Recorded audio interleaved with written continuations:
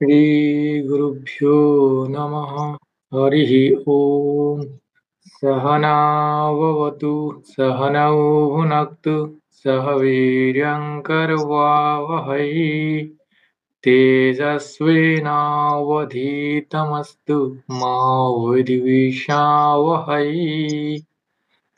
ॐ शान्ति शान्ति शान्तिः। हरिः ओम् तत्सत्। नमः सर्वेभ्यः। सर्वे कथं सन्ति? अहं सम्यक् अस्मि। अहमपि सम्यक् अस्मि। शुभसन्ध्या।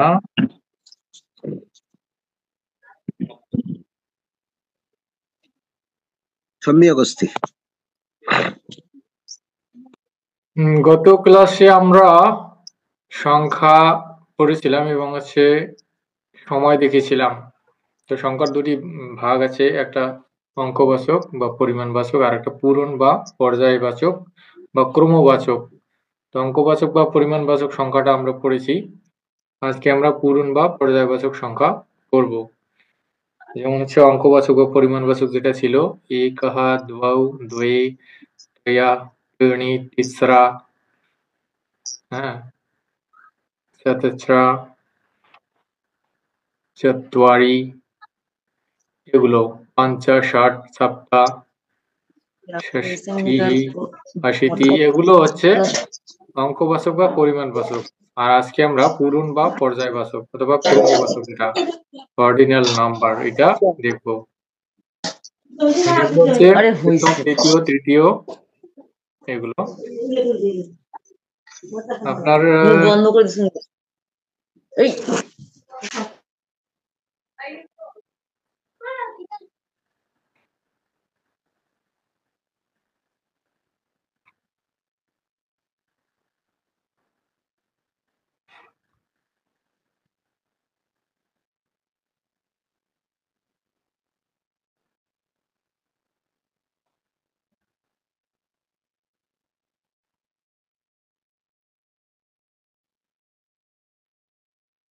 আচ্ছা,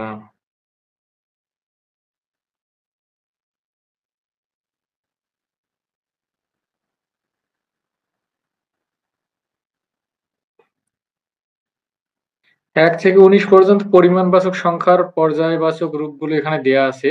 দেখুন, প্রথমः দ্বিতীয়ः তৃতীয়ः চতুর্থः পঞ্চমः ষষ্ঠः সপ্তমः অষ্টমः নবমः দশমः একাদশः দ্বাদশः ত্রয়োদশः। আচ্ছা, এখানে একটু এডিট করি।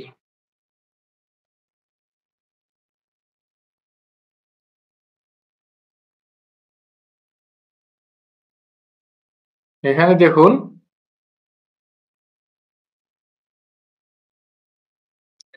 19 পর্যন্ত যে সংখ্যাগুলো দেয়া আছে তার মধ্যে এখানে দেখবেন প্রথম থেকে দশম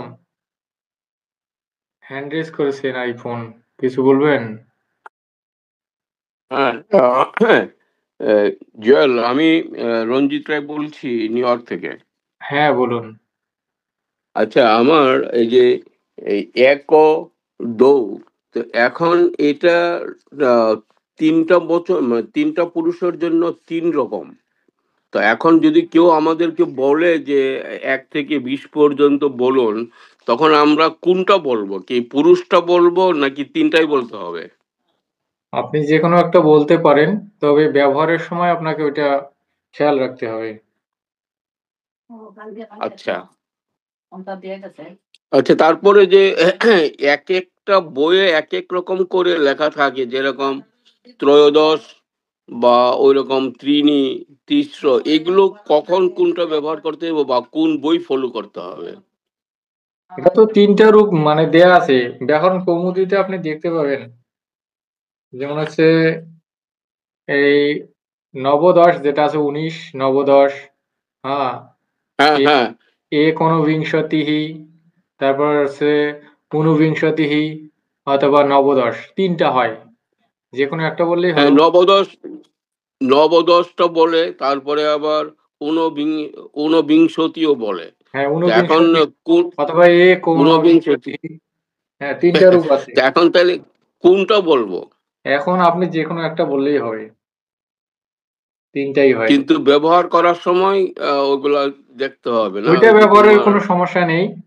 এই সমস্যা আপনার যেটা 1 থেকে 4 পর্যন্ত এক যেটা দেয়া দুই আছে লিঙ্গ ক্ষেত্রে, এক্স্যাক্টলি হ্যাঁ, 1 থেকে 4 এই পর্যন্ত। হ্যাঁ, 4টা আছে হ্যাঁ, আপনার আছে লিঙ্গ অনুসারে ব্যবহার করতে হবে। আর বাকিগুলো এগুলো যেগুলো 2টা 3টা করে রূপ আছে, যেকোনো একটা দিলেই হবে। বুঝতে পারছি। তো ঠিক আছে, থ্যাংক ইউ। আচ্ছা। তাহলে এখন এখানে 1 থেকে আচ্ছা 19 পর্যন্ত সংখ্যাবাচক রূপগুলো আচ্ছা, আমি একটু একটু বলে দিচ্ছি আর কি, যে যেহেতু আমাদের রিলেশনটা অনেকটা ছোট ভাই বড় ভাইয়ের মতো, সেই জন্য আমি আপনাদের শিক্ষককে আমি তুমি করে বলছি, আপনারা কিছু মনে করবেন না। আচ্ছা, ওটা সমস্যা নাই। কারণ এখানে না অন্য অন্য স্টুডেন্টরা তো ভাবতে পারে যে আমাদের শিক্ষককে উনি তুমি করে বলছে। না, বাকিরা কিছু মনে করবেন না। এখন হচ্ছে দেখুন ঠিক এখানে, আছে। এখানে পর্যায়বাচক সংখ্যাগুলোর 1 থেকে 19 পর্যন্ত রূপগুলো দেয়া আছে। আপনারা দেখুন। দেখুন এখানে প্রথমः দ্বিতীয়ः তৃতীয়ः চতুর্থः পঞ্চমः ষষ্ঠः সপ্তমः অষ্টমः নবমः দশমः। এরপর মানে এই দশম পর্যন্ত আলাদা রূপ আছে, ঠিক আছে। এরপর একাদশ থেকে নবদশ পর্যন্ত ওই আমরা অঙ্কবাচক বা পরিমাণবাচক যে সব মানে সংখ্যার যে রূপগুলো ছিল, ওই রকম রূপই কিন্তু রয়েছে। যেমন হচ্ছে একাদশ, একাদশের সাথে এই বিসর্গ একটা লাগিয়ে দেওয়া আছে, একাদশः দ্বাদশः ত্রয়োদশः চতুর্দশः পঞ্চদশः ষোড়শः সপ্তদশः অষ্টাদশः নবদশः, ঠিক আছে। দেখা যাচ্ছে 1 থেকে 10 পর্যন্ত সংখ্যাটা একটু ভিন্ন, সংখ্যার রূপটা একটু ভিন্ন ক্রমবাচক বা পর্যায়বাচকের ক্ষেত্রে। আর আর একাদশ থেকে অর্থাৎ 11 থেকে 19 পর্যন্ত, একাদশ থেকে নবদশ পর্যন্ত রূপটা আগের মতো করেই রূপগুলোই ছিল, একটু বিসর্গ লাগিয়ে দেওয়া হয়েছে। হ্যাঁ, আবার এগুলোতে এখন লিঙ্গ ভেদে এগুলোর রূপ আলাদা আছে। যেমন এর আগে যেমন হচ্ছে আমরা 1 থেকে 4 পর্যন্ত অঙ্কবাচকের ক্ষেত্রে শুধু আলাদা ছিল লিঙ্গভেদে, বাকিগুলো কোনো লিঙ্গভেদ ছিল না। কিন্তু এই পূরণবাচক বা পর্যায়বাচকের ক্ষেত্রে কিন্তু লিঙ্গের ভেদ আছে, লিঙ্গভেদের রূপ আলাদা আছে।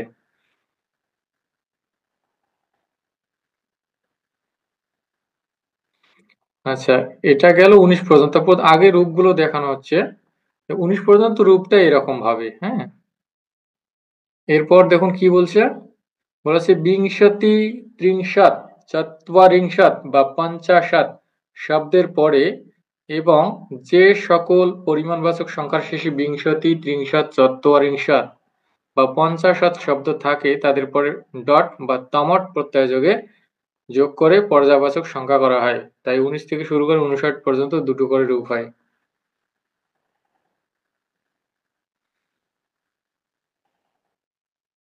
এখন এর আগে যেটা দেখলেন আপনারা, যে একাদশ থেকে নবদশ পর্যন্ত, হ্যাঁ, এইটার ক্ষেত্রে বলা হয়েছে কি, এরপর বিংশতি ত্রিংশৎ চত্বারিংশৎ বা পঞ্চাশৎ এই শব্দের পরে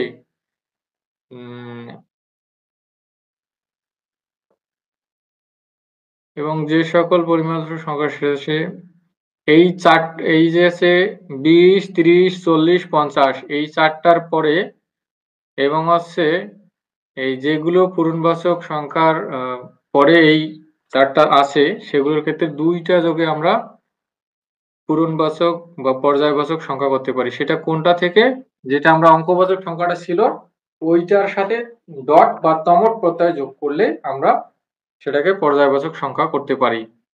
উদাহরণ হিসেবে দেখুন এখানে ঊনবিংশঃ, ঠিক আছে, ঊনবিংশঃ অথবা ঊনবিংশতিতমঃ। এই ডটটা এখানে কি হয়েছে, বিসর্গ হয়ে গেছে।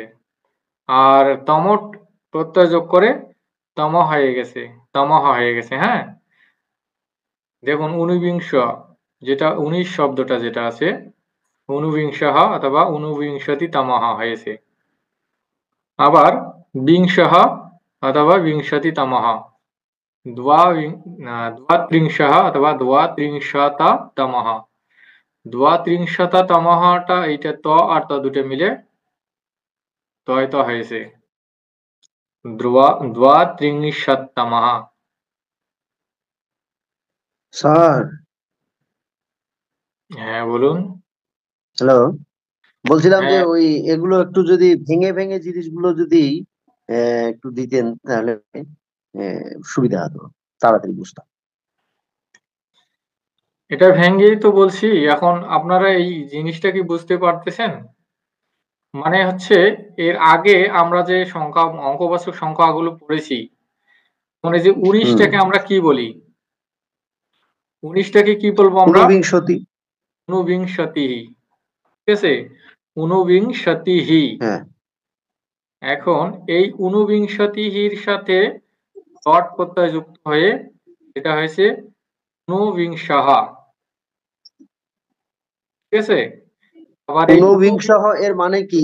এর মানে কি? কত দাঁড়াচ্ছে এখানে? এইটা 19তম। আমরা বাংলায় বলতে গেলে 19তম। 19তম না? হুম, যেহেতু হ্যাঁ। আমরা ক্রমবাচক করতেছি, এখন 19 বলবো না। যদি আমরা ঊনবিংশতিঃ বলি তখন সেটা 19 শুধুমাত্র সংখ্যা, মানে গণনাবাচক বা অঙ্কবাচক হবে 19টি।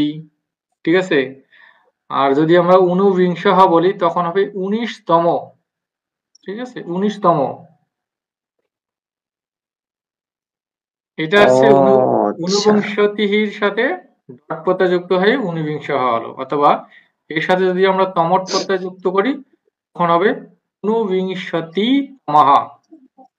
ঠিক আছে? এইরকম ভাবে হবে। তো বাকিগুলোর ক্ষেত্রে একই রকম ভাবে, একটা বুঝলে বাকিগুলোও বুঝতে পারবেন। ঠিক আছে?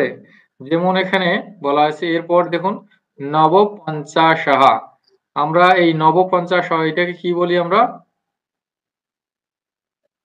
ঊনপঞ্চাশৎ। ঠিক আছে? অথবা নবপঞ্চাশঃ। 49, হ্যাঁ। হুম। হ্যাঁ, এখন এইটার সাথে আমরা ডট প্রত্যয় যুক্ত করে কি হচ্ছে? নবপঞ্চাশঃ।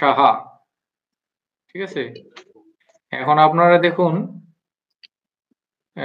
খেয়াল করবেন, দেখুন এখানে পঞ্চাশৎ, এই ইয়াটা আমাদের তয়ে, মানে খণ্ডটা তটা ছিল সেখানে বিসর্গ হয়ে গেছে এই ডট যুক্ত হয়ে। হ্যাঁ, আবার এই এখানে যখন তমট প্রত্যয় যুক্ত করব তখন হবে নবপঞ্চাশৎ। এইটা ছিল, তার সাথে তমট যুক্ত হয়ে তমহ হয়েছে। হ্যাঁ, এই তমহ আর এই যে প্রথমে যে তয় হলন ছিল বা খণ্ডতা ছিল, দুইটা মিলে তয়তা হয়েছে নবপঞ্চাশৎ তমহ। অর্থাৎ তমট যোগ করলে আমাদের সুবিধা হয় কিরকম ভাবে? যেমন আমরা শুধু তমহ যুক্ত করে দিব, ওই আগে যে সংখ্যাগুলো ছিল অঙ্কবাচক, যে কোনো সংখ্যা, যেমন বিংশতিহি, বিংশতিহি, হ্যাঁ, এইটার সাথে তমহ যুক্ত করে দিব, বিংশতি তমহ হয়ে গেল ওই। তবে এখানে বিসর্গটা হয়ে যাবে। এরপর আছে দ্বাত্রিংশৎ। দ্বাত্রিংশৎ ছিল, দ্বাত্রিংশতের সাথে আমরা তমহ যুক্ত করে দিলে দ্বাত্রিংশৎ তমহ হলো। হ্যাঁ, বোঝা যাচ্ছে কি?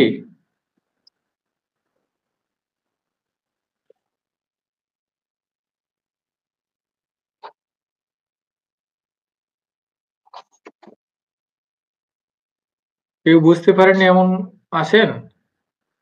আচ্ছা, এটা কি শুধু ঊনবিংশতি থেকে আরম্ভ হবে নাকি একাদশ থেকে আরম্ভ হবে?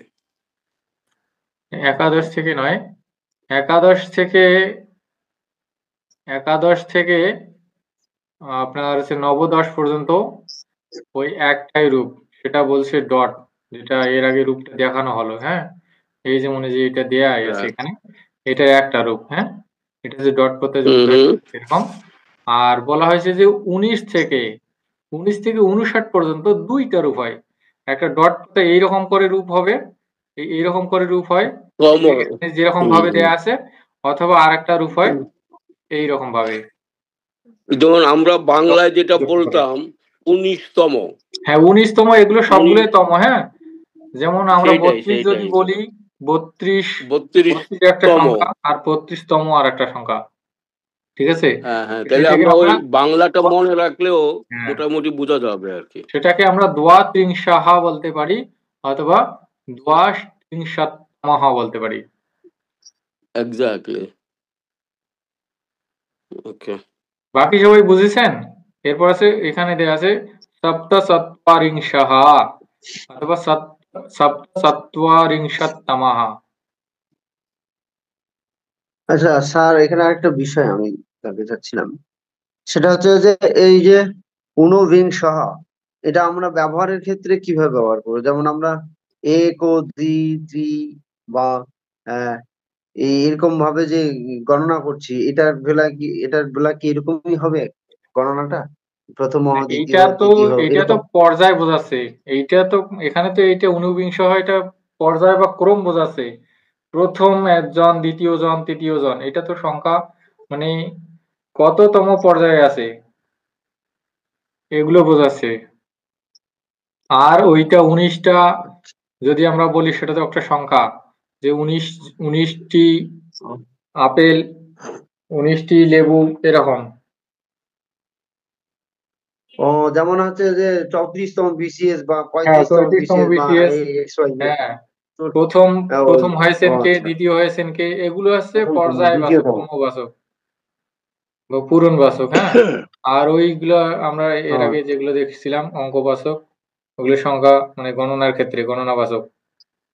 ও আচ্ছা আচ্ছা, মানে একটা হচ্ছে সংখ্যাবাচক আর একটা পূরকবাচক, মানে পর্যায়বাচক। হ্যাঁ পর্যায় হ্যাঁ, এবার ক্রমবাচক, বোঝা গেল। কততম পর্যায়ে সে আছে এইটা, কতটুকু? এগুলোর ব্যবহার এটা। যদি আমি বলি, হ্যাঁ এখন যেটা উদাহরণ দিলেন আপনি, 29তম বিসিএস, এখন 32তম বিসিএস, তখন হচ্ছে দোয়া ত্রিংশহ বিসিএস বললাম, দোয়া ত্রিংশহ বিসিএস বা দোয়া ত্রিংশততম বিসিএস। এখন যদি আমি বলি যে দোয়া ত্রিংশত বিসিএস, তাহলে কি হবে? তখন হচ্ছে 32 বিসিএস, মানে 32টা বিসিএস, যে কোনো 32টা বিসিএস হতে পারে। 32। আর হ্যাঁ 32তম বললে 1 থেকে শুরু করে 32তম। হ্যাঁ হ্যাঁ হ্যাঁ হ্যাঁ হ্যাঁ, এবার ঠিক আছে, মানে বাকি তমটা সবাই বোঝাতে হবে, কততম এটা একটু ক্রম। লেভেল। বাকি সবাই বুঝেছেন? যদি বুঝে থাকেন তাহলে পরের পরের পাতায় যাব। না বুঝলে বলুন।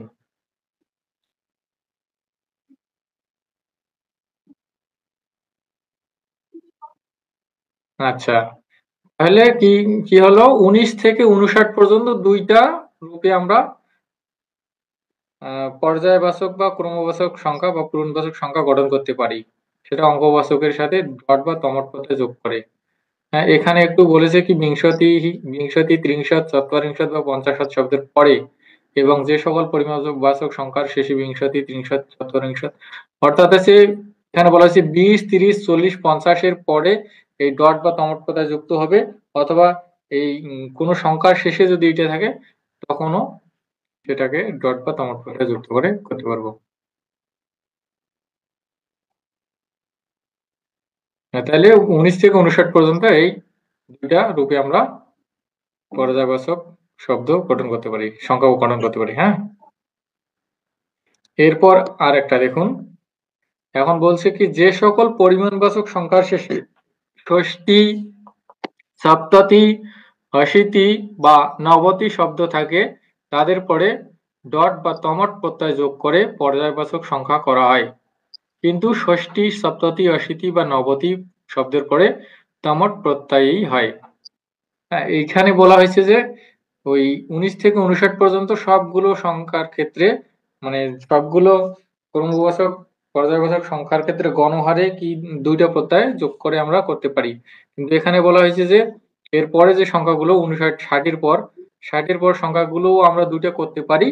ঠিক আছে, ওই দুইটা প্রত্যয় যোগে করতে পারি শুধুমাত্র ষষ্ঠী, সপ্ততি, অশীতি এবং নবতি, এই 60 বাদে সবগুলো, মানে 60 থেকে শুরু করে সবগুলোর ক্ষেত্রে দুইটা প্রত্যয় যোগ করে করতে পারি। শুধুমাত্র 60, আর 60তম, 70তম, 80তম এবং 90তম, এই 4টা বাদে বাকিগুলোর ক্ষেত্রে 2টা করতে পারবো। এই 4টার ক্ষেত্রে শুধুমাত্র কি হবে, তমট প্রত্যয় হবে। ঠিক আছে, বুঝতে পেরেছেন কি এই কথাটা? না বুঝলে এখানে উদাহরণ দেখুন, আছে হ্যাঁ ষষ্ঠী হ্যাঁ তমহ। ঠিক আছে, ষষ্ঠী তমহ, এই যে ষষ্ঠী বলা হয়েছে যে যদি মাত্র ষষ্ঠী থাকে তাহলে সেটার ক্ষেত্রে একটাই হবে, তমট হবে। হ্যাঁ, সেজন্য তমহ হয়েছে, না কি বলছে, হ্যাঁ তমট হয়েছে, তমহ হয়েছে। আর তারপর সে বলছে যে সপ্তাতি, সপ্তাতি থাকলেও একটা হবে, তমট হবে, সপ্তাতি তমহ হয়েছে। হ্যাঁ, আবার আশির ক্ষেত্রেও, অশীতির ক্ষেত্রে, আশিতমর ক্ষেত্রেও অশীতিতম হয়েছে, আবার নবতি তমহ হয়েছে। হ্যাঁ, কিন্তু এইটার আচ্ছা ক্ষেত্রে একটাই হলো, এখন দেখুন এখানে 59 হয়েছে, আবার 69 তমহ হয়েছে। এইটার ক্ষেত্রে অর্থাৎ 59-এর ক্ষেত্রে 2টা হয়েছে। হ্যাঁ, কারণ বলা হয়েছে কি, বললো যে শুধুমাত্র ষষ্ঠী, সপ্ততি, অশীতি, নবতি এই 4টার ক্ষেত্রে একটা প্রত্যয়, তমট প্রত্যয়, আর বাকিগুলোর ক্ষেত্রে 2টা করে করতে হবে। অর্থাৎ মানে এর আগে যদি কোনো সংখ্যা থাকে তাহলে সেটার ক্ষেত্রে 2টা হবে। যেমন হচ্ছে 59, এই স্যার। ষষ্ঠী এখানে ছিল। হ্যাঁ, বলুন। স্যার বলছিলাম যে ওই 60 থেকে শুরু করে 61, 62 যেটা বলছি আমরা, 61, 62, 63, 64, 65 এইভাবে এইভাবে একবারে 99 পর্যন্ত যাবে নাকি? হ্যাঁ, 99, 100 পর্যন্ত। ও আচ্ছা আচ্ছা আচ্ছা, তার 100 মানে 100 পর্যন্ত ওই এই তমট প্রত্যয় যুক্ত হবে। না, তমট প্রত্যয় মানে 100 পর্যন্ত তমট এবং ডট 2টাই হবে। শুধুমাত্র এই 4টা বাদে, ষষ্ঠী, সপ্ততি, অশীতি, নবতি এই 4টা বাদে বাকি যেগুলো আছে সবগুলোর ক্ষেত্রে 2টা হবে। যেমন এখানে দেখুন, এই বলছে কি, এইটার পূর্বে যদি থাকে, হ্যাঁ, পরিমাণবাচক সংখ্যার শেষে যদি ষষ্ঠী, সপ্ততি, অশীতি, নবতি থাকে, মানে এই যেমন এখানে দেখুন হুম ষষ্ঠী হি, এটা কিন্তু ষষ্ঠী হি ছিল। হ্যাঁ, এর পূর্বে হুম উনু একটা আছে, এই জন্য উনু থাকার কারণে এটা 2টা হয়েছে, একটা 59 হয়েছে আর একটা 69 তমহ হয়েছে। কিন্তু শুধুমাত্র যখন ষষ্ঠী হি ছিল, যখন এই ষষ্ঠী ছিল তখন শুধুমাত্র একটা হয়েছে, তমঠ হয়েছে, ষষ্ঠী তমহ হয়েছে। হুম এরপর বাকি যেগুলো আছে, অর্থাৎ এই চারটা আলাদা, এই 4টা আলাদা, আর বাকি যেগুলোই আছে সবগুলো 2টা হবে। 59 তমহ, তারপর হচ্ছে পঞ্চ সপ্তাহ অথবা পঞ্চ সপ্তাতি তমহ, নব নবহ অথবা নব নবতি তমহ। বোঝা গেছে কি? একটু কনফিউজ আছে।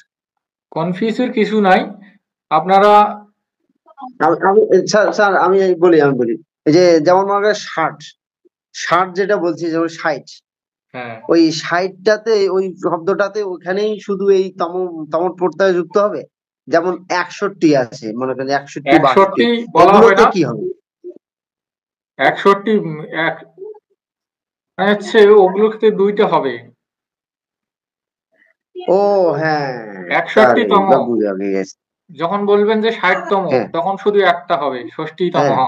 যখন 61তম, 62তম, 63তম, 64, 65, 66, 67, 68, 69তম তম, সেগুলোর হ্যাঁ। ক্ষেত্রে 2টা হবে। যখনই 70তম যাবেন ও তখন একটা হবে, সপ্ততিতম হবে। হ্যাঁ, অর্থাৎ বলা সপ্ততিতম হয়েছে যে, হওয়া ওখানে হ্যাঁ, এই সপ্ততিহি হবে না। স্যার এটা সপ্ততিহি হবে না, বোঝা ওই যে ডট প্রত্যয় যুক্ত হবে না তখন নাকি?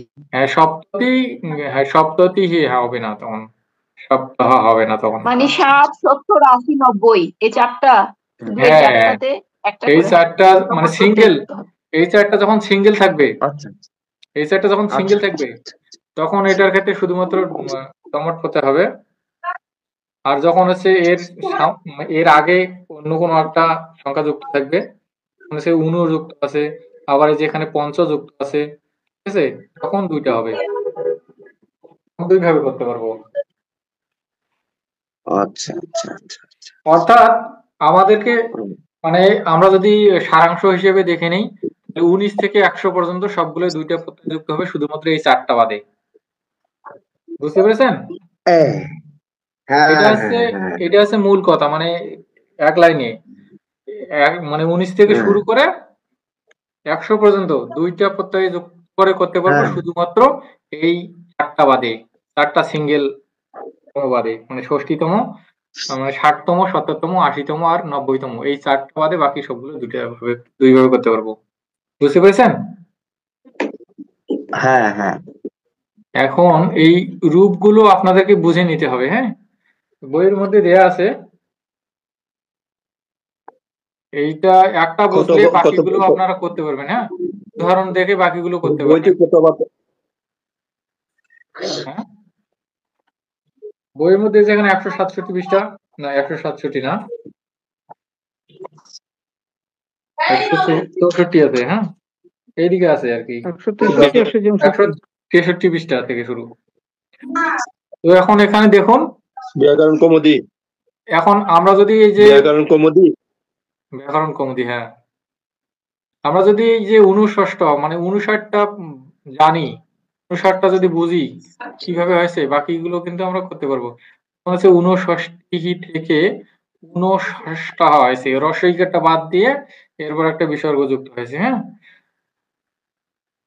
এটা হলো একটা ডট প্রত্যয় যোগে, আর একটা তম প্রত্যয় যোগে শুধুমাত্র তমহ যুক্ত করে দিলে হবে, বিসর্গটা উঠিয়ে দিয়ে তমহ যুক্ত করে দিলেই হবে। হ্যাঁ, এখন যদি আমরা 62 বলি,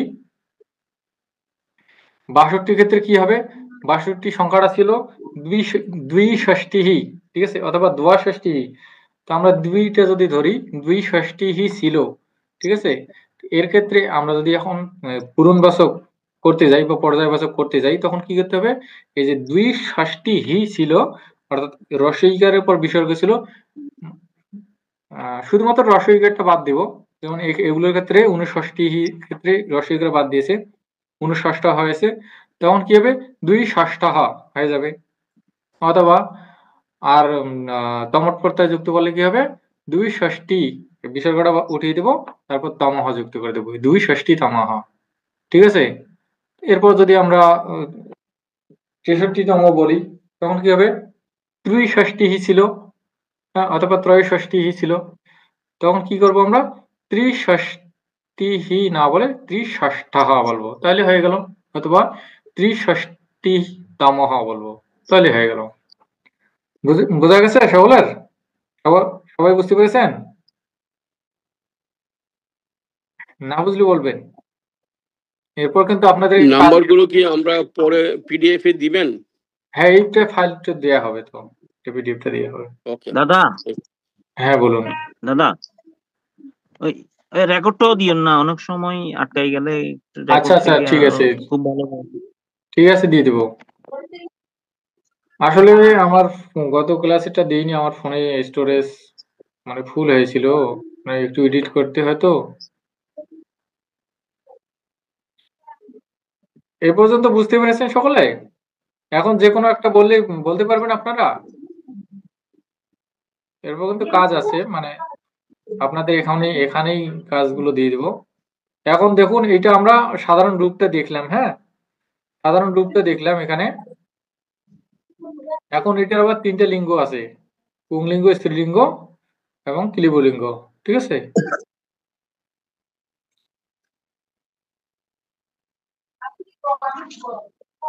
যেমন এখানে, হ্যাঁ, এখানে বলা হয়েছে পর্যায়বাচক সংখ্যাগুলির রূপ পুংলিঙ্গে রাম শব্দের মতো, ক্লিবলিঙ্গে ফল শব্দের মতো এবং স্ত্রীলিঙ্গে নদী শব্দের মতো করে হয়। কেবল প্রথম, দ্বিতীয় ও তৃতীয় শব্দের রূপ স্ত্রীলিঙ্গে লতা শব্দের মতো হয়। কার যেন নয়েজ আসছে, আপনারা এটা একটু ভালো করে লক্ষ্য করুন কি বলছে। বলছে যে পর্যায়বাচক সংখ্যাগুলির রূপ পুংলিঙ্গে রাম শব্দের মতো, ক্লিবলিঙ্গে ফল শব্দের মতো এবং স্ত্রীলিঙ্গে নদী শব্দের মতো হয়। কেবল প্রথম, দ্বিতীয় ও তৃতীয় শব্দের রূপ স্ত্রীলিঙ্গে লতা শব্দের মতো হয়। হ্যাঁ, আমরা তো পড়েছি রাম শব্দ বা আছে নরা শব্দ, তারপর ফল শব্দ আর নদী শব্দ, এগুলো পড়েছি। এটা থেকে আমরা রূপটা আলাদা করতে পারবো শুধুমাত্র এই 1 থেকে 4 পর্যন্ত, মানে প্রথম থেকে 4র্থ পর্যন্ত, এগুলো লতা শব্দের মতো করে। এখন দেখুন এখানে পুংলিঙ্গের ক্ষেত্রে কি আছে, প্রথম, মানে আমরা যদি প্রাতিপদিক এইটা ধরে নিই প্রথম, বিসর্গ বাদ দিয়ে, আগের গুলোর ক্ষেত্রেও বিসর্গটা বাদ দিবেন, তাহলে সেটা প্রাতিপদিক হবে। হ্যাঁ, প্রাতিপদিক হবে। যেমন আছে এইটা ছিল প্রথম, আমরা বাংলায় বলি প্রথম, প্রথম মহা বলি না, তো বাংলায় যেটা বলি সেটি আমরা ধরে নিই, তাহলে সুবিধা হবে, সেটা হবে প্রাতিপদিক। তো প্রথম থেকে যদি আমরা লিঙ্গ করি তখন প্রথম মহা হয়, নরা শব্দের মতো করে। প্রথমা বিভক্তির এক বচন মনে আছে, নরাহা হয়ে যায়, নরা থেকে নরাহা হয়ে যায়, তো প্রথম থেকে প্রথমা হয়ে যায়, প্রথমহা, এটা হলো পুংলিঙ্গে। আর লতা শব্দে লতা হয়ে যায় প্রথমে, তো প্রথম থেকে প্রথমা হয়ে গেল, ঠিক আছে। আর এরপর ক্লিবলিঙ্গ, প্রথম থেকে ফল থেকে ফলম হয়ে যায়, প্রথম থেকে প্রথমম হয়ে গেল। হ্যাঁ, এই বাকিগুলো একই রকম। চতুর্থ চতুর্থী হয়ে গেল। কি বলছে না, এখানে তৃতীয় পর্যন্ত বলা হয়েছে লতা শব্দের মতো করে। হ্যাঁ, এখন এরপর দেখুন তৃতীয় ক্ষেত্রে দ্বিতীয়াহা, দ্বিতীয়া, দ্বিতীয়াম। এরপর তৃতীয়টা এখানে দেয়া নেই, তৃতীয়টাও একই রকম ভাবে এখানে দেয়া আছে, তৃতীয়টাও স্যার লতা শব্দের মতো করে। হ্যাঁ বলুন। বলছিলাম যে ওই যে দ্বিতীয় ও তৃতীয় শব্দের মানে দ্বিতীয় এবং তৃতীয় শব্দ এই দুইটা একবার ফিক্সড যে লতা শব্দের মতোই হবে। হ্যাঁ হ্যাঁ, এই তিনটা, প্রথম দ্বিতীয় তৃতীয়, এই তিনটা লতা শব্দের মতো করে হবে স্ত্রীলিঙ্গে। আর বাকিগুলো সবগুলোই এক নদী শব্দের মতো করে স্ত্রীলিঙ্গে।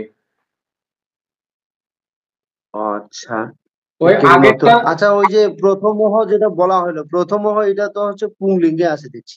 হ্যাঁ, হ্যাঁ ওটা পুংলিঙ্গ, এতক্ষণ থেকে তো সেটাই বললাম, আমরা যদি প্রথমটাকে প্রাতিপদিক ধরে নিই, সেটা প্রথম থেকে নর শব্দের মতো করে প্রথম হয়, নর থেকে নরাহা হয় প্রথম বিভক্তির এক বচনে, হুম, এই জন্য প্রথম থেকে প্রথম হলো। আর লতা শব্দের মতো করে প্রথম হলো।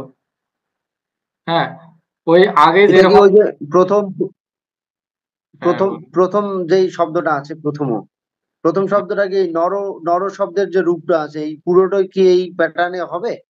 হ্যাঁ ওই প্যাটার্নেই হবে যদি পুংলিঙ্গে আমরা ধরি, পুংলিঙ্গে ধরলে ওই যেমন প্যাটার্নই হবে প্রথমহ পুরোটাই। প্রথমাহা হ্যাঁ হ্যাঁ, ওটা ওই এরকম। রকম ভাবে হবে। আর যদি আমরা স্ত্রীলিঙ্গে ধরি, লতা শব্দের মতো করে প্যাটার্নই হবে। আচ্ছা আচ্ছা আচ্ছা আচ্ছা আচ্ছা। শুধুমাত্র হচ্ছে যে এক্সট্রা এই তিনটা শব্দ হচ্ছে যে ওইটা ওই আবার ওইখানে লতা এই শব্দের মতো। লতা শব্দের মতোও হয়। আর বাকিগুলো না, লতা শব্দের মতো। আপনি বুঝছেন না, ওটা হচ্ছে স্ত্রীলিঙ্গে। এখানে বলা হয়েছে আহ আগেরটা, আগে যেরকম আমরা বললাম যে 19 থেকে 100 পর্যন্ত সবগুলো দুইটা পড়তে হবে, শুধুমাত্র 4টা বাদে। এটার ক্ষেত্রেও আমরা বলবো, হ্যাঁ, এটার ক্ষেত্রে প্রথম থেকে একবারে সবগুলোই ওই স্ত্রীলিঙ্গে নদী শব্দের মতো করে রূপ হবে, শুধুমাত্র এই তিনটা বাদে, প্রথম দ্বিতীয় তৃতীয়, এই তিনটা বাদে, এই তিনটা শুধু লতা শব্দের মতো হবে। প্রথমা, প্রথম থেকে প্রথমা, আহ, দ্বিতীয় থেকে দ্বিতীয়া, তৃতীয়া থেকে আচ্ছা তৃতীয়া। আচ্ছা আচ্ছা। হ্যাঁ, তৃতীয় শব্দের রূপ ও কিরকম আছে, পুংলিঙ্গে হচ্ছে তৃতীয়াহা, স্ত্রীলিঙ্গে তৃতীয়া, আর ক্লিবলিঙ্গে হচ্ছে তৃতীয়াম। হ্যাঁ, আর তৃতীয়। এরপর দেখুন, এরপরে যে সবগুলো বাকি যা আছে সবগুলো স্ত্রীলিঙ্গে নদী শব্দের মতো করে, পুংলিঙ্গে নর শব্দ বা রাম শব্দের মতো করে, আর নপুংসক লিঙ্গে ফল শব্দের মতো করে। যেমন এখানে চতুর্থ আছে, চতুর্থ, চতুর্থী, চতুর্থম, বিংশাহ, বিংশি, বিংশাম।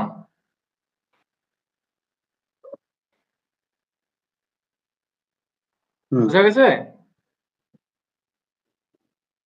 স্যার আচ্ছা, আরেকটু যদি রিপিট করতে নেই চতুর্থ শব্দটা। চতুর্থ শব্দটা আমি বললাম না এর আগে যে প্রথম থেকে সব বাকি যা আছে সবগুলোই স্ত্রীলিঙ্গে নদী শব্দের মতো হবে, শুধুমাত্র প্রথম থেকে তৃতীয় এই তিনটা বাদে।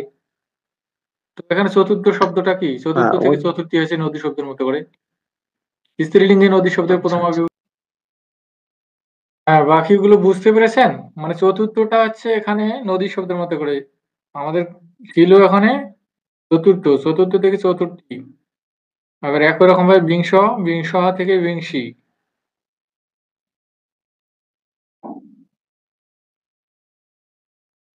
এটা কিন্তু চতুর্থা হলো না, লতা শব্দের মতো করে হলো না চতুর্থা। যেমন প্রথমা হলো, তৃতীয়া হলো, চতুর্থী হলো নদী শব্দের মতো করে হলো। এরপর যেগুলো আছে সবগুলোই নদী শব্দের মতো করে হবে। যেমন আছে পঞ্চদশাহা, পঞ্চদশী হবে তখন একাদশাহা, একাদশী, এজন্য আমরা একাদশী, দ্বাদশাহা, দ্বাদশী, এরকম হবে সবগুলো। বোঝা গেছে? কোথাও না বুঝে থাকলে বলবেন। এখন কিন্তু আমি কাজ দিব আপনাদের।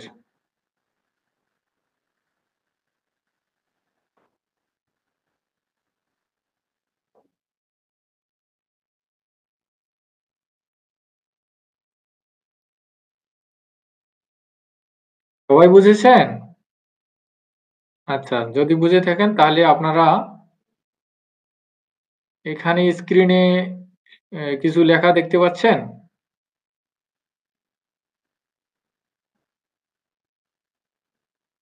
হ্যাঁ পারছি। আচ্ছা,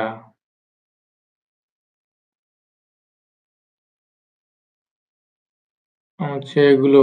হ্যাঁ, এখানে আপনাদের ওই যে সংখ্যা দেওয়া ছিল না, এর আগে যে অঙ্কবাচক সংখ্যা পড়ানো হয়েছিল, যেমন হচ্ছে ওই 10, 12, 19, হ্যাঁ, ওটা হলো অঙ্কবাচক। আর যখন আমরা বলি 10তম বা দশম, আবার 19তম, এটা হলো অঙ্ক মানে পূরণবাচক বা ক্রমবাচক।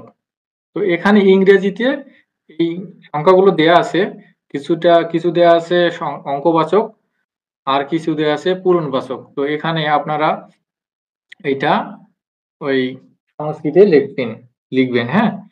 যেমন এখানে আমি বলে দিই, এখানে দেখুন, এখানে প্রথমেরটা আছে 4 স্টুডেন্ট, মানে 4টা স্টুডেন্ট। এই সংখ্যাটা 4 এমনিতে বোঝাচ্ছে 4, ঠিক আছে।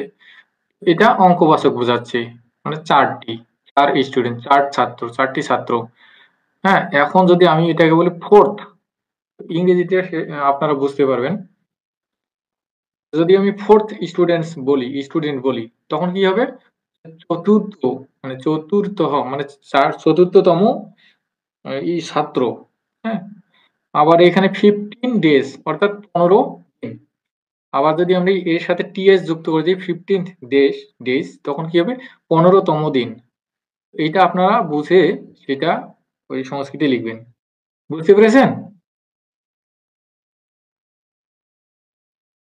জি স্যার। হ্যাঁ, তাহলে হ্যাঁ জি আপনারা, স্যার। হ্যাঁ, এইটা তাহলে লিখে ফেলুন তাড়াতাড়ি করে। কেউ না বুঝে থাকলে বলবেন।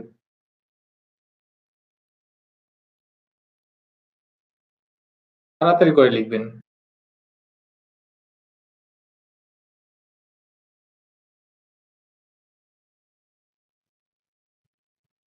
আপনারাও তাড়াতাড়ি লিখতে শুধু উত্তরগুলো লিখতে পারেন, অথবা যেভাবে পারেন লিখেন।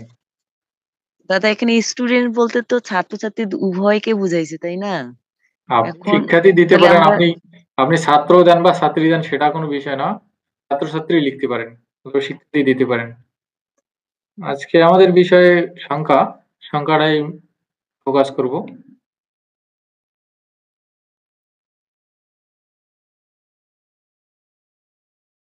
এটা কিন্তু আপনাদের এই বাংলায় লিখলে চলবে না, আপনাদের সংস্কৃতে লিখতে হবে। ওই আগে যেরকম ভাবে যেমন আছে এখানে 4 স্টুডেন্টস, তখন কি বলবো আমরা? 4 স্টুডেন্ট আছে, তখন কি বলবো আমরা? চত্বারি, चत्वारो छात्रः চতস্রা, चत्वारि छात्रः ছাত্রা। এই এখন এখানে দেখুন, এখানে আপনারা আলাদা করতে পারবেন। যখন আপনি ছাত্র বলবেন তখন পুংলিঙ্গের সংখ্যাটা ব্যবহার করবেন, আবার যখন ছাত্রী বলবেন তখন আলাদা ব্যবহার করবেন। এইভাবে লিখবেন।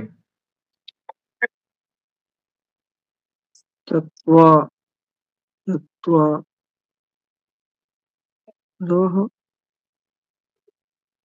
छात्रः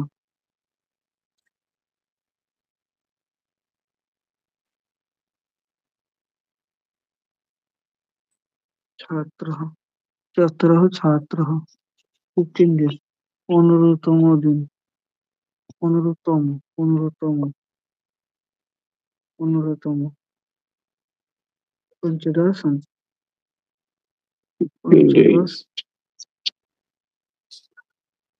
24 girls. 28 years. 28 years. 45. Chapter 62. 80 pence. 100. Shows fourth student. 15th day. 27th girl. 38th year.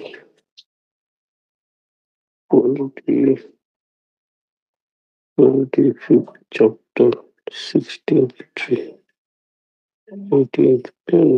100 editions. 100 editions. একটু মিউট করে নিয়ে কথা কাজ করেন।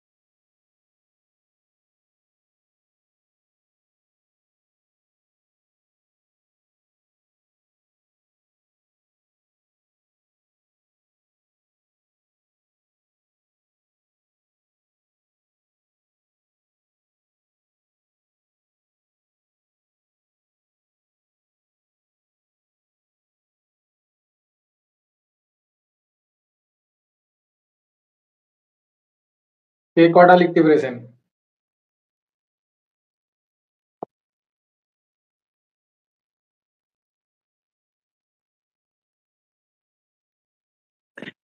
কেবল 3টে লিখেছি স্যার। আচ্ছা বলুন, একটা একটা করে ধরাই তাহলে হবে। যারা জয়টা লিখছেন।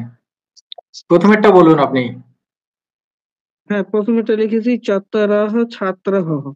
হ্যাঁ, এরপরেরটা? তারপরটা লিখেছি 15 days লিখেছি পঞ্চদশম দিনহ। আচ্ছা, পঞ্চদশ দিবসঃ। পঞ্চদশ দিনহ। তারপরে লিখেছি 22 গার্লস লিখেছি দ্বাবিংশতি ছাত্রা। দ্বাবিংশতি ছাত্রা।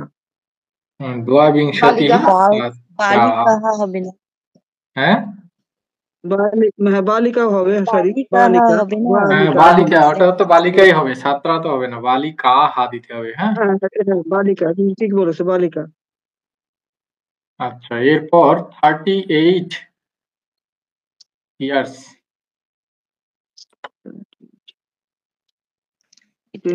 দাদা এটা 28 years। অষ্টাত্রিংশৎ বর্ষ হবে, ইয়ার্স 28 years। বৎসরম।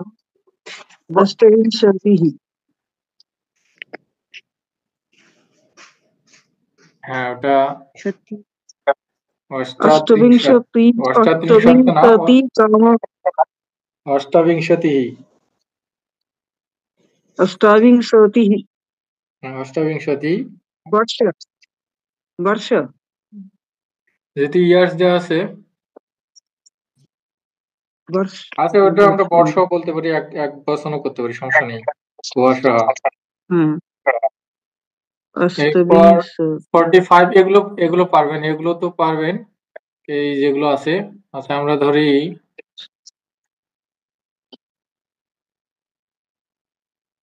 এ 100 এডিশন। এটা কি হবে স্যার? 100 এডিশন। শততম শততম শততম প্রকাশ। প্রকাশ হয়, আর একটা হচ্ছে সংস্করণ। সংস্করণ আছে, সংস্করণ। সংস্করণ। 100 editors। শততম editor।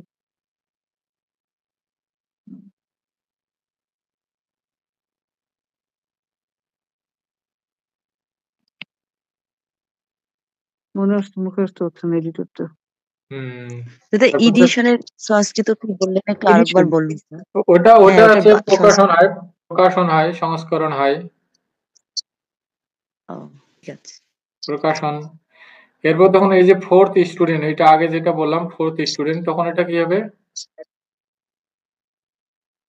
লিখলি চত্বরः ছাত্রः লিখেছি স্যার। চত্বরः ছাত্র না, এটা না, এটা ফোর্থ স্টুডেন্ট যেটা আছে এটা বলুন। ও ফোর্থ আমি লিখিনি। হ্যাঁ, এটা হবে হলো ফোর্থ তো চতুর্থতম চতুর্থ চতুর্থতম ছাত্রাः। চতুর্থः ছাত্রাः। হ্যাঁ, অথবা ছাত্রের ক্ষেত্রে আমরা এটা চতুর্থা, চতুর্থী, ছাত্রা এটা বলতে পারি।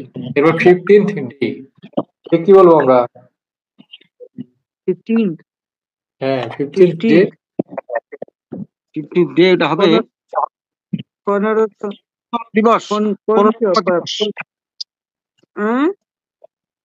15তম না কি পঞ্চদশ দিবস। হ্যাঁ, পঞ্চদশ দিবস। এখন আপনাদের এই যে এটা দেখবেন ডেটা কি আছে, হ্যাঁ, ডেটা দিবস যদি বলেন দিবসটা কোন লিঙ্গে আছে সেই অনুযায়ী এটারও লিঙ্গ নির্ধারণ করতে হবে। পঞ্চদশাহা বলতে পারি, অথবা পঞ্চদশী বলতে পারি, হ্যাঁ, অথবা পঞ্চদশম বলতে পারি।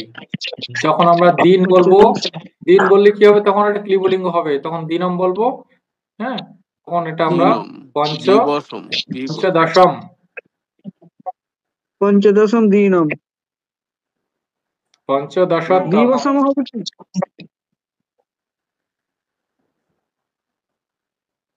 স্যার দিনম দিবসতম কি হয়? হ্যাঁ, দিনম হয়, দিবসতম দিবস হলে দিবসঃ, পঞ্চদশः দিবসঃ। আচ্ছা, এটা Actually কি হবে? এগুলো সব অঙ্কবাচক। 38 45th চ্যাপ্টার, এটা তখন আমরা কি বলবো? 54তম। 45th অর্থাৎ হচ্ছে চতুয়ার আছে,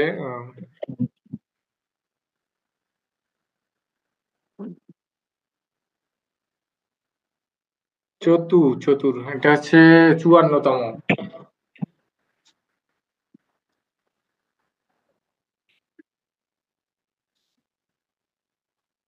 চত্বারি পঞ্চাশত্তমः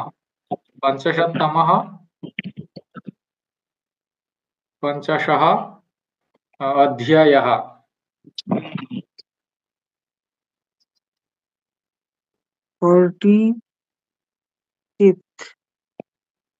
45th কি 45? তাহলে এটা কি পঞ্চচত্বরিংশৎ? পঞ্চচত্বরিংশৎ, আচ্ছা কোনটা? 45th, হ্যাঁ, এটা 45। হ্যাঁ, পঞ্চচত্বরিংশৎ হলে আপনার কি হলো? ওটা 45 হলো। আর তম যখন বলবো আমরা তখন কি হবে? পঞ্চচত্বরিংশः অথবা পঞ্চচত্বরিংশত্তমः অধ্যায়ः।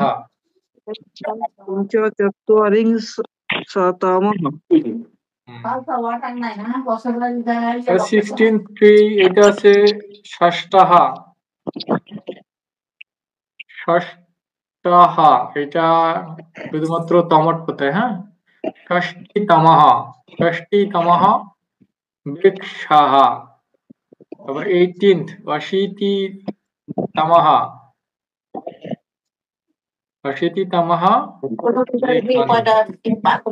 লেখান 100th এডিশন।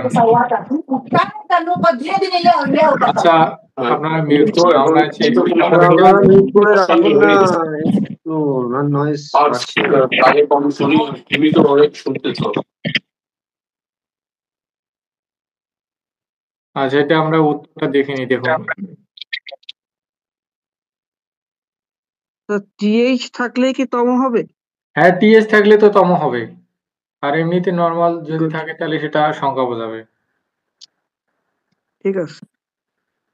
এখানে এই যে দেখুন, এখানে যখন এখানে 100 এডিশন বলা হলো, শুধুমাত্র এটা সংখ্যা, হ্যাঁ, মানে 100 সংস্করণ, 100টা কপি, এটাকে আমরা বলি 100 কপি, 100 সংস্করণ। এই সংস্করণানি, এটা সংস্করণ শব্দটা ক্রিয়ালিঙ্গ, যার কারণে সংস্করণানি, হ্যাঁ। আর এই জন্য এখানে শতম হয়েছে। শতম এইটা কিন্তু সংখ্যা, ঠিক আছে, শতম এই অঙ্কবাচক সংখ্যা। আর এখানে দেখবেন যে 100 এডিশন মানে শততম সংখ্যা, মানে 100তম এডিশন, শততম সংস্করণম। এটা একটা যেহেতু, আর এইটা যেহেতু সংখ্যাবাচক, 100টা সংস্করণ, এই 100টা বই বলতে পারি, 100টা সংখ্যা, সেজন্য সংস্করণী। আর 100তম, তখন এটা একটা হচ্ছে। আর যে 18th পেন মানে 80তম কলম, 80তমঃ কলমঃ 1663তমঃ বৃক্ষः, এই পঞ্চচত্বরিংশত্তমঃ অধ্যায়ः, অথবা আমরা বলতে পারি পঞ্চচত্বরিংশः অধ্যায়ः। 38 ইয়ার, 8, এটা কিন্তু 38 মানে হচ্ছে 38তম বছর, অষ্টাত্রিংশত্তমঃ বর্ষম, অথবা অষ্টাত্রিংশः বর্ষম।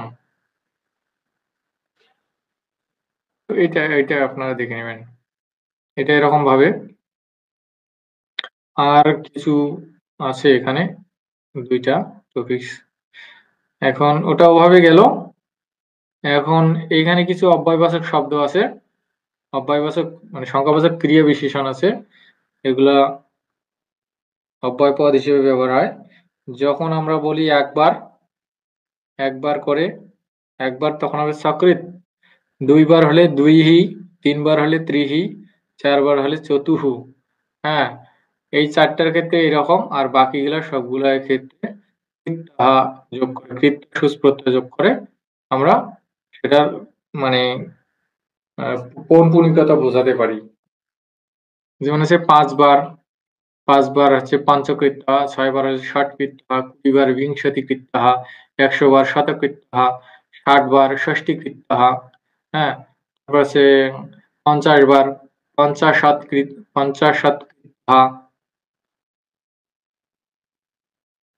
ঠিক আছে। আবার হচ্ছে 10বার দশকৃত্যः। বুঝতে পেরেছেন?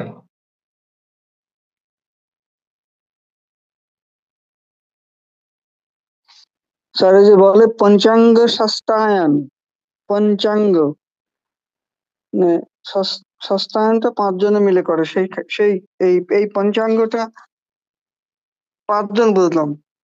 না, ওটা তো আলাদা। এখানে কিন্তু বলা হয়েছে যে 1বার, 2বার, 3বার, মানে একটা কাজ যদি আমরা একবার করি তখন সকৃত বলতে পারি, যে সকৃত। আহ, আহ, যদি আমরা বলি যে বইটি একবার পড়ো, তাহলে কি বলবো? পুস্তকম সকৃত পঠাতু, সকৃত পঠাতু, বইটি একবার পড়ো।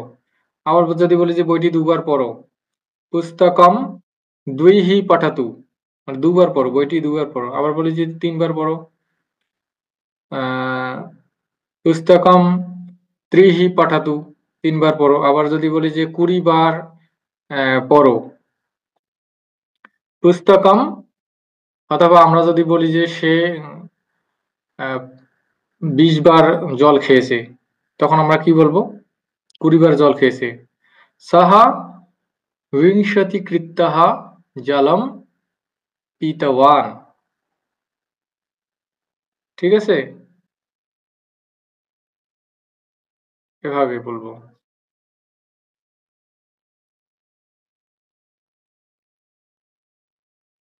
এইটা হলো সংখ্যাবাচক ক্রিয়া বিশেষণ। এই প্রথম 4টার ক্ষেত্রে একটু ভিন্ন, আর বাকিগুলোর ক্ষেত্রে শুধুমাত্র কৃত্য যোগ করলে হয়ে যাবে। এরপর আর একটা আছে সংখ্যাবাচক ক্রিয়া বিশেষণ।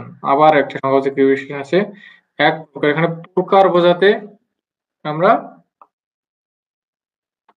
এই সংখ্যাবাচক ক্রিয়া বিশেষণগুলো ব্যবহার করি।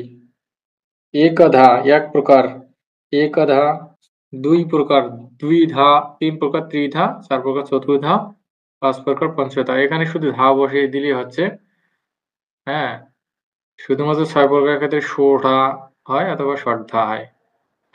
এখন যদি আমরা বলি যে সংখ্যা দুই প্রকার, তখন কি বলবো? সংখ্যা দ্বিধা, সংখ্যা দুই প্রকার, সংখ্যা দ্বিধা।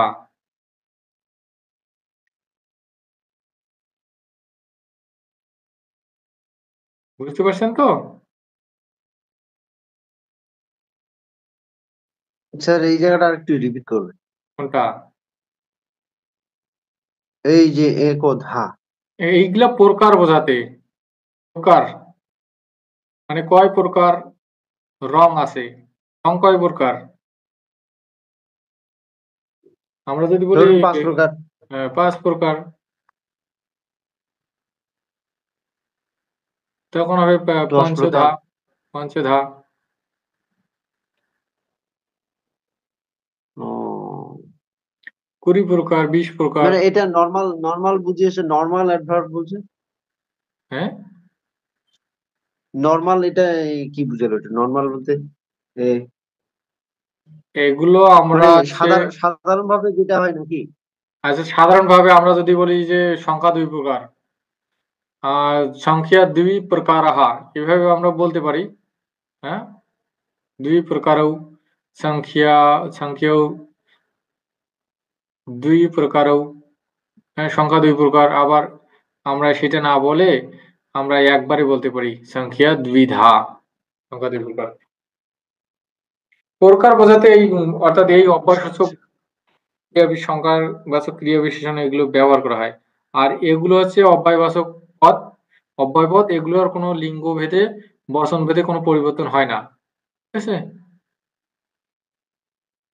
আচ্ছা আচ্ছা আচ্ছা আচ্ছা আচ্ছা। আর যদি বলি মানে এক আমরা, কথায় প্রকার বুঝাতে, এটা কত প্রকার, 7 প্রকার, 8 প্রকার, 10 প্রকার, হ্যাঁ, মানে এগুলো প্রকার প্রকার বুঝাতে বোঝাতে আমরা ধা বসিয়ে এই দিলে বাস। ধা বসিয়ে দিলে হয়ে যাবে, ধা বসিয়ে দিলে হয়ে যাবে। বিংশতি 20 প্রকার, 50 প্রকার, 50 ধা। আর এখন যদি বলি একটি করে, দুটি করে, তিনটি করে, এগুলোর ক্ষেত্রে শুধুমাত্র সাহা বসিয়ে দিলেই হয়ে যাবে। একটি করে এক সাহা, 100টি করে শতা সাহা, দুইটি করে দুই সাহা, তিনটি করে ত্রিসাহা, করে চারটি যদি করে হয়। চতুর্সাহা, 10টি করে দশাসাহা। আর এইগুলো যেগুলো সংখ্যাবাচক বিশেষণ দেখানো হলো, এই একটা আছে একবার, দুবার, তিনবার, কয়বার করে সেগুলো বোঝাতে, এবং আর একটা আছে প্রকার বোঝাতে। আর এইটা আছে মানে হচ্ছে ক্রিয়ার, এটা হচ্ছে একটি করে, দুটি করে, এগুলো এই তিনটাই হচ্ছে এগুলো অব্যয় পদ। এগুলোর হচ্ছে লিঙ্গ ভেদে, বচন ভেদে এগুলোর কোনো পরিবর্তন হয় না। বোঝা গেছে? তো এই হলো আজকে আমাদের মানে আলোচনা। এখানে এতটুকু আলোচনার মধ্যে কারো কোনো প্রশ্ন আছে? এখনো কোথাও বুঝতে পারেননি?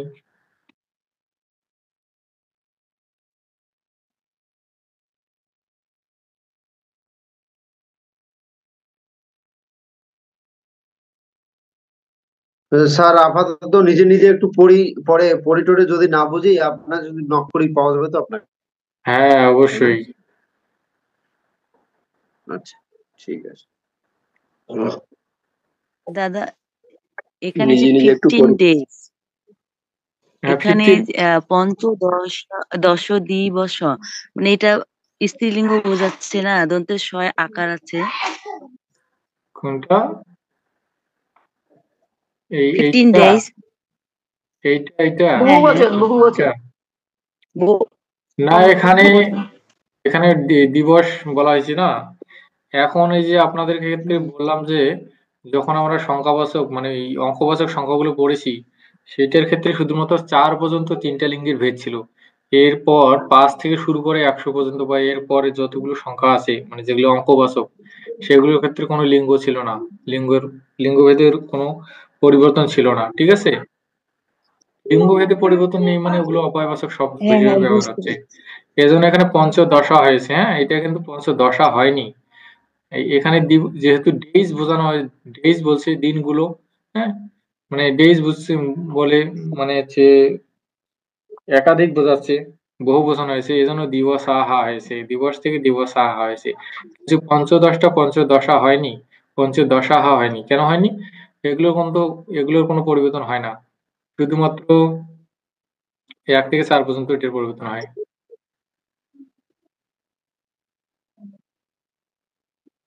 আচ্ছা ঠিক আছে।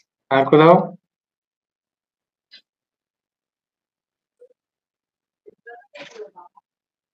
ঠিক আছে। আচ্ছা, তাহলে ক্লাস শেষ করে দিচ্ছি। আপনারা এই নিজেরা প্র্যাকটিস করবেন। এখানে ওই ব্যাকরণ কৌমুদীতে সুন্দরভাবে আরো দেয়া আছে, এগুলো আপনারা দেখে নেবেন।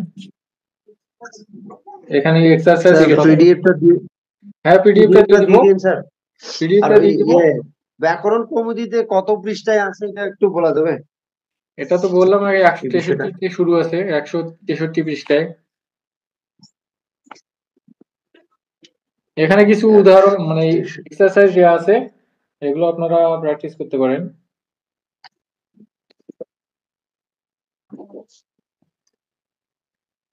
তো আজ শেষ করে দিচ্ছি। ঠিক আছে। ওম শান্তি শান্তি শান্তি হরি ওম তৎসৎ। শ্রীরামকৃষ্ণার্পণমস্তু। সকলকে নমস্কার, সকলে ভালো থাকবেন। শুভরাত্রি। নমস্কার, শুভরাত্রি। নমস্কার। নমস্কার।